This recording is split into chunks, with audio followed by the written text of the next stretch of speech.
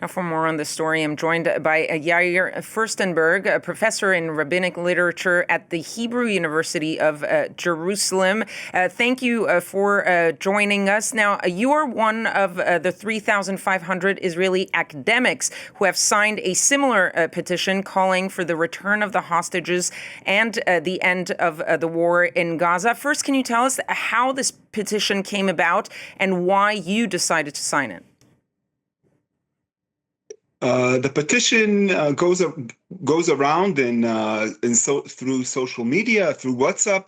I'm part of a group actually that we all the time get information about the protests. There's an ongoing protest of academics against the government and the way it is dealing with the war. So we got this message, and I immediately, with no hesitation, signed the petition. Now, we're seeing that the petition part of the movement started in the military with those Air Force reservists. It has now moved on to not just the military, but also the civil society. How significant is it to have really both the military and civil society joining forces and basically calling for the same thing? I think this is a crucial step since, again, as an academic, we're very sensitive to the processes here going on in Israel, into the decision-making of the government, but it's very important for us to work together with other groups, and especially military personnel, since the army is such a major element here in Israel, and we deeply are concerned with maintaining the security of Israel. All of us are concerned, even if we're not military people. I have a son in the army, and making sure that it's a just war for just causes is crucial for all of us. And now that the military personnel are saying exactly these same words, it gives us insurance. We're sure that this is a widespread position among all Israelis.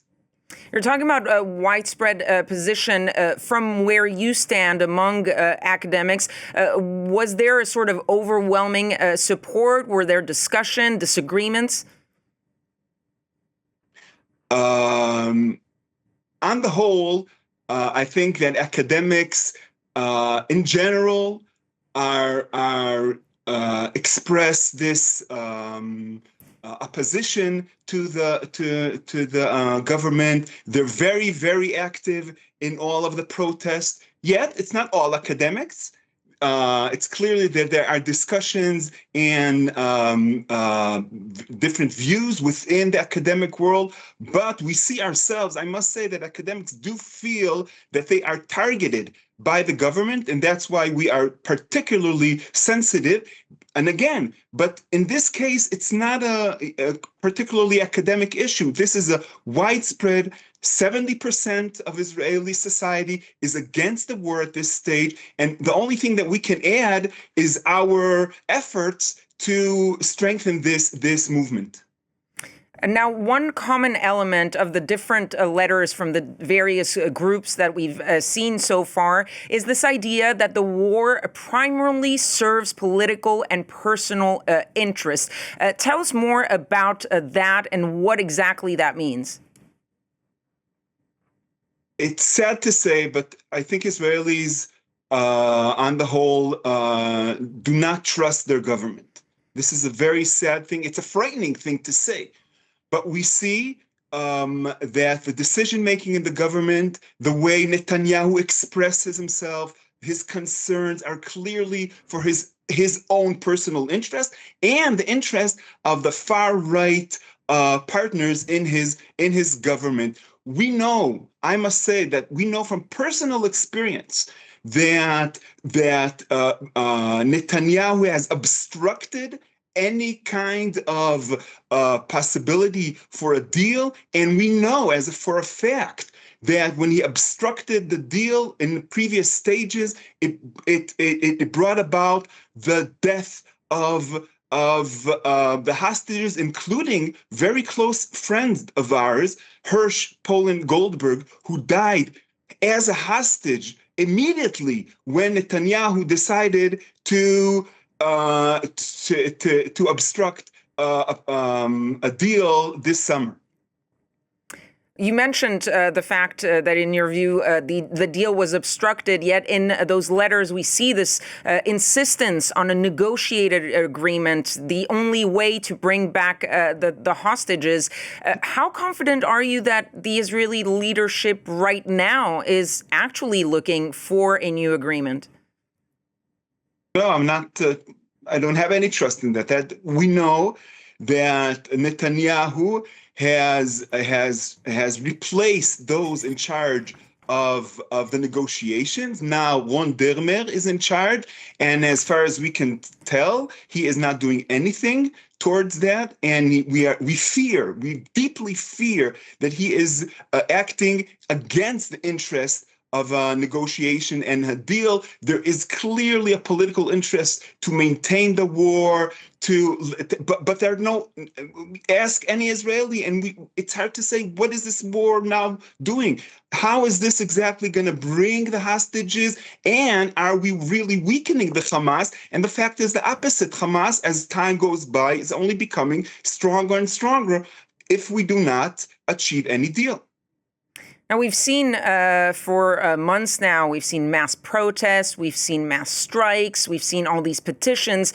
But do you think that this public pressure now might have a different outcome, that it might be enough to change course, or is it simply going to be like what we've seen in the past?